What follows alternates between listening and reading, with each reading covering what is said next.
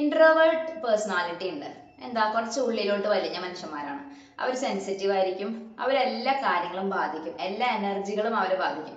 അതായത് ഇപ്പൊ എനിക്ക് ഇൻട്രോവേർട്ട് ട്രൈറ്റ് ഉണ്ടെങ്കിൽ ഞാനൊരു സ്ഥലത്ത് പോയി നിന്ന് സംസാരിക്കുമ്പോൾ ചെറിയ മൈന്യൂട്ട് ആയിട്ടുള്ള കാര്യം പോലും അവിടെ പറയുന്നതും ഞാൻ എക്സ്പീരിയൻസ് ചെയ്യുന്നതും എന്നെ ബാധിക്കും. അപ്പം എനിക്ക് എൻ്റെ കൂടെ തന്നെ ഇരിക്കാനാണ് ഇഷ്ടം. എനിക്ക് ആളുകളുടെ കൂടെ ഇരിക്കാൻ ഇഷ്ടമില്ല. എനിക്ക് അധികം വർത്താനം പറയാൻ ഇഷ്ടമില്ല.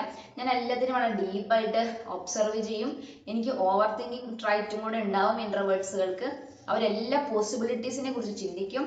അങ്ങനെ ഒരു കാര്യം ഉണ്ടായാൽ അതിനെക്കുറിച്ച് ഒരുപാട് അവർ ചിന്തിക്കുന്നവരായിരിക്കും. അങ്ങനെ ഒരുപാട് പ്രത്യേകതകളുള്ള അവനവനിലേക്ക് കൂടുതലായിട്ട് ഫോക്കസ് ചെയ്യുന്ന മനുഷ്യന്മാരാണ് ഇൻട്രോവേർട്സ്. സോ അവർക്ക് ഈ ഒരുപാട് മനുഷ്യന്മാരുടെ ഇടയിൽ ഇടപഴകുക എന്ന് പറയുന്നത് വലിയ ബുദ്ധിമുട്ടുള്ള കാര്യമായിരിക്കും. അതുപോലെ ഓപ്പോസിറ്റ് ഉള്ള ആൾക്കാരാണ് എക്സ്ട്രോവേർട്സ്. എക്സ്ട്രോവേർട്സ് എന്താ ചെയ്യുന്നത്, അവർക്ക് എപ്പോഴും സോഷ്യലൈസ് ചെയ്യണം. അവർ വളരെ കൂളായിട്ട് സോഷ്യലൈസ് ചെയ്യും, ഭയങ്കരമായിട്ട് വർത്താനം പറയും, ഇമോഷണൽ എക്സ്പ്രസ് ചെയ്യും. അങ്ങനെ ഒരു സൈഡ് ഉണ്ടാവില്ല. അങ്ങനത്തെ ഒരു ട്രൈറ്റ് ഉള്ളവരാണ് എക്സ്ട്രോവേർട്സ്. ഇൻട്രോവേർട്സും എക്സ്ട്രോവേർട്സും ഉണ്ട്. ഞാൻ ഇൻട്രോവേർട്ട് ആയിട്ടുള്ള ആളോട് പറയാണ്, നിങ്ങൾ എക്സ്ട്രോവേർട്ടിനെ പോലെ ബിഹേവ് ചെയ്യണം. എക്സ്ട്രോവേർട്ട് ഉള്ള ആളോട് ഞാൻ പറയാണ് ഇൻട്രോവേർട്ടിനെ പോലെ ബിഹേവ് ചെയ്യണം എന്ന് പറഞ്ഞാൽ അവർക്ക് പറ്റൂല. ഇനി ഇത് രണ്ടും അല്ലാത്തൊരു ഒരു ആൾക്കാരുണ്ടെന്ന് പറയുന്നത്, കംഫർട്ട് സോൺ ആവുന്ന വരെ ഇൻട്രോവേർട്ട് ആയിരിക്കും. കംഫർട്ട് സോൺ ആയി കഴിഞ്ഞു കഴിഞ്ഞാൽ അവർ ഭയങ്കരമായിട്ട് വർത്താനം പറയും, ഭയങ്കരമായിട്ട് പിന്നെ ചിരിച്ചു കളിച്ച് ഭയങ്കര കംഫർട്ട് സോണിൽ അവർ ഭയങ്കര എക്സ്ട്രോവേർട്ട് ആയിരിക്കും. സോ ഇതൊക്കെ ഓരോരുത്തരുടെ സ്വഭാവ പ്രത്യേകതകളാണ്. ഇനിയിപ്പോൾ നമുക്ക് ആൻസൈറ്റി ഉണ്ടാവുന്ന ഒരു സ്വഭാവം ഉള്ളത്, ഇപ്പം ആളുകളുമായിട്ട് ഇടപഴകുന്ന സമയത്ത് ഭയങ്കരമായിട്ട് ആൻസൈറ്റി വർക്കാവുന്ന മനുഷ്യന്മാരുണ്ട്. ഞാൻ അതുപോലെ ഒരാളാണ്.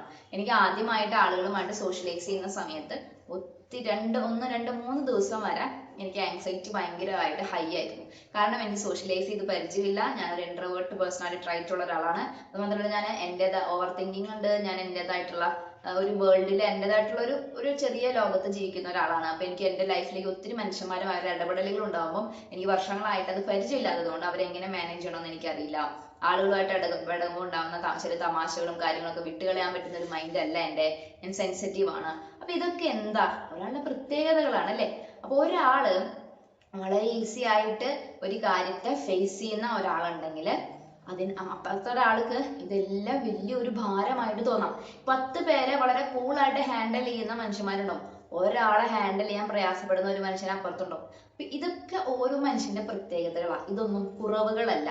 അപ്പൊ മനഃശാസ്ത്രത്തിന്റെ കണ്ണിലൂടെ കണ്ടു കഴിഞ്ഞു കഴിഞ്ഞാല് നമ്മളിപ്പോ ഒരു ഓവർ തിങ്കിങ് ആയിട്ടുള്ള ആളോട് പറയാം, നമ്മൾ ഓവർ തിങ്കിങ് കുറയ്ക്കണം, ഓവർ തിങ്കിങ് പ്രശ്നമാണ്, ഓവർ തിങ്കിങ് കൊണ്ട് ഇങ്ങനെയുണ്ട്, അങ്ങനെ പറഞ്ഞു കൊടുക്കാം. ഇനി അതുപോലെ തന്നെ ആൻസൈറ്റി ആണെങ്കിലും എല്ലാത്തിനും നെഗറ്റീവ് ആയിട്ടുള്ള ഒരു ബോർഡർ ലൈൻ ഉണ്ട്. അതിനപ്പുറത്ത് പോയാൽ എല്ലാം കോംപ്ലിക്കേഷൻ തന്നെയാണ്. പക്ഷെ കുറച്ചൊക്കെ എല്ലാ മനുഷ്യരിലും എന്തെങ്കിലുമൊക്കെ കുഴപ്പങ്ങൾ ഉണ്ടാവുന്നത്. അതായത് ഓരോ മനുഷ്യനിലും ഇംപെർഫെക്ഷനുകൾ ഉണ്ട്. ഓക്കെ, ആ ഇംപെർഫെക്ഷനുകളോട് കൂടെ നിങ്ങൾ സ്വീകരിക്കുക എന്നുള്ളതാണ് ഫസ്റ്റ് സ്റ്റെപ്പ്. എൻ്റെ ഈ ഇംപെർഫെക്ഷനുകളൊക്കെ ഞാൻ ചുമക്കുന്ന എൻ്റെ ഭാരമുള്ള ഒരു കുരിശായിട്ട് എനിക്ക് മാറുന്ന അനുഭവങ്ങളുണ്ട്. ഇപ്പൊ സോഷ്യലൈസേഷൻ എനിക്കൊരു ബിഗ് ഡീലായിട്ട് ഫീൽ ചെയ്യുന്നുണ്ടെങ്കിൽ അത് എന്നെ സംബന്ധിച്ച് ഒരു കുരിശ് യാത്ര പോലെ എനിക്ക് ഫീൽ ചെയ്യാം. കുരിശ് പോലെ, ഒരു ഭാരമുള്ള കുരിശ് പോലെ ഫീൽ ചെയ്യാം. പക്ഷേ ഈ സോഷ്യലൈസേഷനിൽ നിന്ന് ഞാൻ വിട്ടു നിൽക്കുന്നത് കൊണ്ടാണ്, എൻ്റെ ലൈഫിൽ ഒരു സോൾട്ടിറ്റ്യൂഡ് ഉള്ളത് കൊണ്ടാണ് ഇന്ന് ഈ പറയുന്ന നാൻസി ആയിട്ട് ഞാൻ നിങ്ങളുടെ മുമ്പിൽ ഇരിക്കുന്നത്. അതായത് സോഷ്യലൈസേഷൻ ഞാൻ ചെയ്തു കഴിഞ്ഞാൽ മനുഷ്യന്മാർ പറയുന്ന കാര്യങ്ങൾ വെച്ച് ഞാൻ എൻ്റെ ജീവിതത്തെ മാറ്റാൻ ശ്രമിക്കുകയാണെങ്കിൽ എനിക്കൊരിക്കലും ദൈവത്തിന്റെ സ്വരം കേൾക്കാൻ സാധിക്കില്ല. ഈ സോൾട്ടിറ്റ്യൂഡ് ഉള്ളത് കൊണ്ടാണ്, ഈ ഏകാന്തത ഉള്ളത് കൊണ്ടാണ്, അല്ലെങ്കിൽ എനിക്ക് എൻ്റെതായ ദൈവവുമായിട്ടുള്ള ഒരു ഒറ്റയ്ക്കുള്ള ജീവിതം ഉള്ളത് കൊണ്ടാണ് എനിക്ക് ദൈവത്തെ കുറിച്ച് നിങ്ങളോട് സംസാരിക്കാൻ പറ്റുന്നത്, മറ്റുള്ളവരെ ഹീൽ ചെയ്യാൻ പറ്റുന്നത്, ഞാൻ എൻ്റെ പർപ്പസുകളെയൊക്കെ തിരിച്ചറിയുന്നത്. അതേസമയം ഞാനൊരു സോഷ്യൽ ബീയിങ് മാത്രമായിട്ട് ജീവിക്കുകയാണെങ്കിൽ എൻ്റെ സ്പിരിച്വൽ സൈഡ് വർക്കൗട്ട് ആവില്ലായിരുന്നു. അപ്പം എൻ്റെ കുറവെന്ന് ഞാൻ തന്നെ എനിക്ക് തന്നെ തോന്നിയിട്ടുണ്ട്. എന്തുകൊണ്ടാണ് സോഷ്യലൈസ് ചെയ്യാൻ എനിക്ക് ഈസി ആയിട്ട് പറ്റാത്തത്, എന്തിനാണ് ഇത്ര ആൻസൈറ്റി ഉണ്ടാവേണ്ട കാര്യം, ഞാൻ മടുത്ത്, എനിക്ക് പറ്റുന്നില്ല കർത്താവേ, എന്തിനാണ് ഞാൻ ഇങ്ങനെ ക്രിയേറ്റ് ചെയ്തത്, എനിക്ക് സോഷ്യലൈസ് ചെയ്യുമ്പോൾ എനിക്ക് ഇത്ര ആൻസൈറ്റി തരില്ല, എന്നോട് പറ്റുന്നില്ല, ആളുകളെ ഹാൻഡിൽ ചെയ്യാൻ പറ്റുന്നില്ല, ആളുകളോട് എന്ത് സംസാരിക്കണം എന്ന് എനിക്ക് അറിയുന്നില്ല. സോഷ്യൽ ആൻസൈറ്റിയുടെ ഒക്കെ ഉള്ള ഒരു സീനാണത്. സംസാരിക്കണം അറിയുന്നില്ല, പറയുന്ന കാര്യങ്ങൾ എനിക്ക് പിന്നെയും അതായത് നമ്മൾ ഇൻട്രോവേർട്ട് ആണെങ്കിൽ സോഷ്യൽ ആൻസൈറ്റി ഒക്കെ ഉണ്ടെങ്കിൽ അത് സമൂഹത്തിന് നേരിടാൻ പറ്റാത്ത ഒരു മൈൻഡ് സെറ്റ് ആണ്. അതായത് നിങ്ങൾ അനുഭവിക്കുന്ന മെന്റൽ സ്ട്രഗിൾ എനിക്ക് അറിയില്ല. പക്ഷെ നിങ്ങളുടെ പേഴ്സണാലിറ്റി ട്രൈറ്റ് വെച്ചിട്ട് നിങ്ങൾ ഒരു കാര്യത്തെ അതിന്റെ ഓപ്പോസിറ്റ് ആയ സ്ട്രക്ചർ ഉള്ള ഒരു സംവിധാനത്തിനെ നിങ്ങൾ ഫേസ് ചെയ്യുമ്പോൾ, ഒരു കൂട്ടം മനുഷ്യരെ ഫേസ് ചെയ്യുമ്പോൾ, ഇപ്പൊ ഇൻട്രോവേർട്ട് ആയിട്ടുള്ള ഒരു കൊച്ചിനെ കൊണ്ടുപോയി നിങ്ങൾ ഒരു സമൂഹത്തിന് നടുക്ക് നിർത്തിയിട്ട് അവനോട് ഭയങ്കരമായിട്ട് അവൻ എക്സ്പ്രസ് ചെയ്യാനൊക്കെ പറയുമ്പോൾ ആ കുട്ടി അനുഭവിക്കുന്ന ഒരു സ്ട്രെസ് ഉണ്ടല്ലോ, ആ സ്ട്രെസ് എന്ന് പറയുന്നത് സൈക്കോളജി അഡ്രസ് ചെയ്യുന്നത് ഒരു കോംപ്ലിക്കേഷൻ ആയിട്ട്, ഒരു പ്രശ്നമായിട്ടാവാം. സാധാരണ മനുഷ്യന്മാരും അങ്ങനെയായിട്ടാവാൻ വിചാരിക്കുന്നത്. പക്ഷെ അതിനകത്തൊരു അനുഗ്രഹം ഒളിപ്പിച്ച് വെച്ചിട്ടുണ്ട് ദൈവം. അതിനെക്കുറിച്ചാണ് ഞാൻ പറയുന്നത്. അതായത് നമ്മുടെ ഇംപെർഫെക്ഷനുകൾ എന്ന് പറയുന്നത് ഒഴിഞ്ഞ കൽഭരണികളാണ്. അത് കർത്താവ് ആണ് അങ്ങനെ ആ ഒഴിഞ്ഞ കൽഭരണികളെ ഉണ്ടാക്കി വെച്ചിട്ടുള്ളത്. മൺപാത്രത്തിലാണ് ദൈവം നിധി സൂക്ഷിച്ചിട്ടുള്ളത്. മൺപാത്രങ്ങളാക്കി എന്തിന് ദൈവം നമ്മളെ സൃഷ്ടിച്ചു? നമ്മളെ വളരെ സ്ട്രോങ് മെന്റൽ പവർ ഉള്ള ആളുകളായിട്ട് സൃഷ്ടിക്കായിരുന്നില്ലേ? നമ്മളെ വളരെ മെന്റലി ഭയങ്കര സംഭവമായിട്ട് നമ്മളെ സൃഷ്ടിക്കായിരുന്നില്ലേ? ആൻസൈറ്റി ഇല്ലാത്തവരായിട്ട് സൃഷ്ടിക്കായിരുന്നു, ഓവർ തിങ്കിങ് ഇല്ലാത്തവരായിട്ട് സൃഷ്ടിക്കായിരുന്നു. ബട്ട് ഗോഡ് ക്രിയേറ്റഡ് നമ്മളെ ഇങ്ങനത്തെ ഈ വേയിൽ he created us in this way and that's okay. ഒരു ലിമിറ്റ്, ഒരു മാക്സിമത്തിന് അപ്പുറത്ത് പോയാൽ ഓക്കെ, അതൊരു കോംപ്ലിക്കേഷൻസാണ്. പക്ഷെ ഐ ഹാവ് ദിസ്, ഞാനത് നല്ലോണം സ്ട്രഗിൾ ചെയ്യുന്ന ആളാണ്.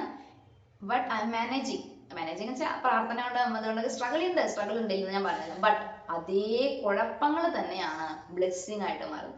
നിങ്ങൾക്ക് ഈ വീഡിയോ ബ്ലെസ്സിങ് ആയി മാറുന്നുണ്ടെങ്കിൽ അതിനർത്ഥം എൻ്റെ കുറവുകളാണ് ദൈവം ഇവിടെ നിങ്ങളുടെ മുമ്പിൽ ബ്ലെസ്സിങ് ആക്കി മാറ്റുന്നത്. എനിക്ക് കുറവുണ്ടെന്ന് ഞാൻ പറയുമ്പോൾ എന്നെ പോലെ സ്ട്രഗിൾ ചെയ്യുന്ന മനുഷ്യന്മാര് ഓക്കെ, അവർക്കത് കണക്ട് ആവാണ്. അപ്പൊ അവർക്ക് മനസ്സിലാവണം, ഓക്കെ ഈ ചേച്ചിക്കും ഇതുപോലത്തെ സ്ട്രഗിൾ ഉണ്ട്, എന്നാലും ആ ചേച്ചിക്ക് ഇതുപോലെ സംസാരിക്കാൻ പറ്റുന്നുണ്ട്. അപ്പോൾ ഞങ്ങൾക്ക് ഇങ്ങനത്തെ പോരായ്മകളും കുഴപ്പങ്ങളും ഉണ്ടെങ്കിലും ദൈവം അത് ഞങ്ങൾ അനുഗ്രഹിച്ചിരിക്കുന്നതാണ്.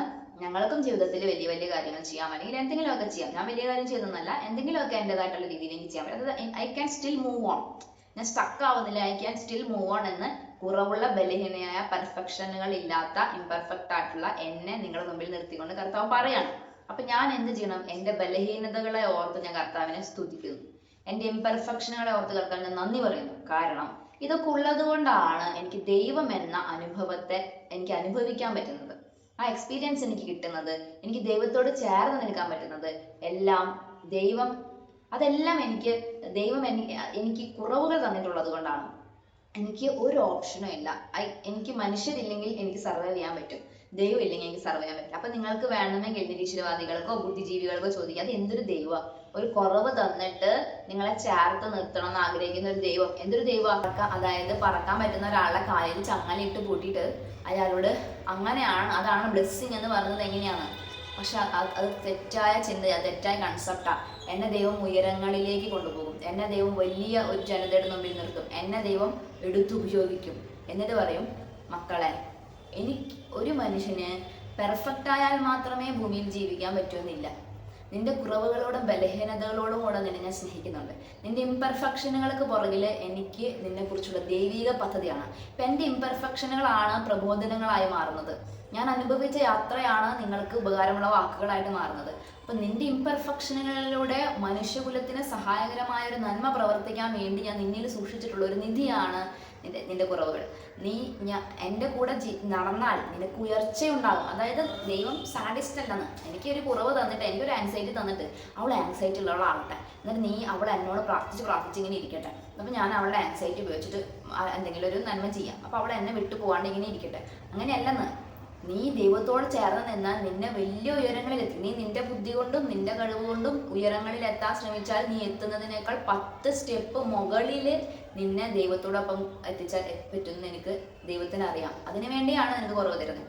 ഞാൻ എന്നെക്കുറിച്ചൊരു പ്ലാൻ തയ്യാറാക്കാമെന്ന് വിചാരിക്കും. എനിക്ക് ലൈഫിൽ എന്ത് അച്ചീവ് ചെയ്യണം എന്ന് ഞാൻ പ്ലാൻ തയ്യാറാക്കിയാൽ അത് ഒരു 10% 10% ഒരു ഉയർച്ച മാത്രമേ എൻ്റെ ബുദ്ധി കൊണ്ട് എനിക്ക് ആലോചിച്ചെത്താൻ പറ്റൂ. പക്ഷെ ദൈവം എൻ്റെ ആത്മാവിൽ ഉള്ളത് കൊണ്ട് ദൈവം എന്നെക്കുറിച്ചുള്ള 10 തയ്യാറാക്കണം 100-ലായിരിക്കും നിർബന്ധിക്കുന്നത്. അത്ര ഉയരമുള്ള ഒരു പദ്ധതി എന്നെക്കുറിച്ച് ഞാൻ ഒരിക്കലും ഒരു പദ്ധതി, ഇത്രയും വലിയൊരു പദ്ധതി എൻ്റെ മനസ്സിൽ പോലും വരില്ല.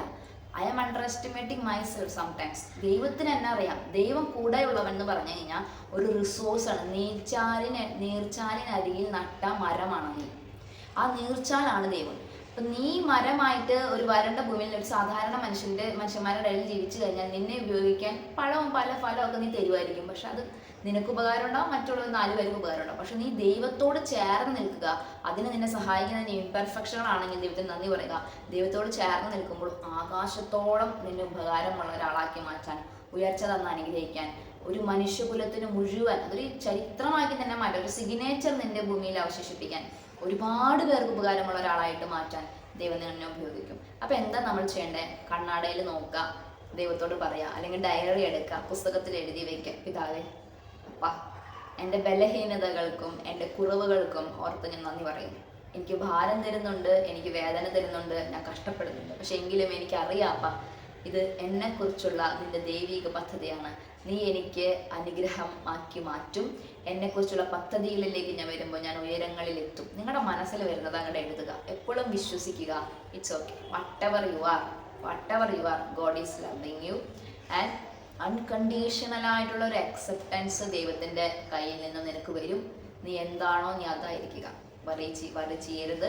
ചെയ്യും, നമുക്ക് ടെൻഷൻ ഉണ്ടാവും. ഞാൻ ഇന്നലെ കൂടെ ടെൻഷൻ അടിച്ചോളൂ, എനിക്കിത് പറ്റുന്നില്ല. പല പുതിയ കാര്യങ്ങളിലേക്ക് പോകുമ്പോൾ എനിക്ക് മെൻ്റലി ഭയങ്കര സ്ട്രെസ് വരും. എനിക്ക് ചെയ്യാൻ അറിയത്തില്ല, എനിക്ക് പറയാൻ അറിയത്തില്ല. പക്ഷെ കർത്താവ് പറഞ്ഞ ഫേസ് ഇറ്റ്. ഞാൻ കൂടെ ഉണ്ട്. ഞാൻ അറേഞ്ച് ചെയ്ത് തരാം. നീ മാറ്റം കൊണ്ടുവരാം. ഞാൻ നിന്റെ കൂടെ നടക്കാം. അതായത് ആൻസൈറ്റി ഉള്ള ഒരാളായിട്ട് തന്നെ തുടരണം എന്നല്ല ദൈവം ആഗ്രഹിക്കുന്നത്. പക്ഷെ അതിലൊരു മാറ്റം വരും. പക്ഷെ വന്നാലും വന്നില്ലെങ്കിലും ദൈവം നിന്നെ അനുഗ്രഹമാക്കി മാറ്റും. ഞാനതിന് ശ്രമിക്കണം. സോഷ്യൽ ആൻസൈറ്റി ഉള്ള എനിക്കത് മാറ്റാൻ ശ്രമിക്കുന്നതിന് തെറ്റില്ല. പക്ഷെ ഞാൻ മാറ്റിയാൽ മാത്രമേ എന്നെ അടുത്ത് ഞാനൊരു നല്ല ആളാവുമെന്നും അർത്ഥമില്ല. ദൈവം എന്നെ അടുത്ത് ഉപയോഗിക്കുകയുള്ളൂ എന്നും അർത്ഥമില്ല. ഓക്കെ. അപ്പം നിങ്ങളുടെ കുറവുകളെ ഓർത്ത് നന്ദി പറയുക, നിങ്ങളുടെ ബലഹീനതകളെ ഓർത്ത് നന്ദി പറയുക. അത് ദൈവത്തിൻ്റെ ഒരു കയ്യൊപ്പാണ്. നിങ്ങൾ ദൈവത്തിൻ്റെ ആണ് എന്നുള്ളതിൻ്റെ ഒരു സിഗ്നേച്ചറാണ് നിങ്ങളുടെ ബലഹീനതകൾ. ആമേൻ.